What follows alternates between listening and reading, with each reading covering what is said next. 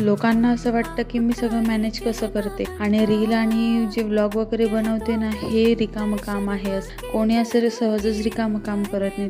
त्यापासून आपल्याला काहीतरी फायदा होणार असतो ना पुढे भविष्यात, तेच काम आपण करत असतो. पण काय आपण लोकांना कोणाला सांगू शकत नाही, कारण हे तर आपल्या तोंडावर चांगले चांगले म्हणतात आणि मागूनच ते कडूवार शब्द बोलतात, जे की आपल्याला बाहेरून माहिती पडतं आणि वाईट पण वाटतं. पण आपण आपलं फक्त चांगल्या वेळेसाठी शांत बसलेलो असतो, की ज्यावेळेस आपली अशी चांगली वेळ येईल ना, त्यावेळेस तेच लोक आपल्याला म्हणतील की हे खूप चांगलं केलंय म्हणूनच मी काय बोलत नाही. लहान बाळ सांभाळून या सगळ्या गोष्टी सोप्या नाही.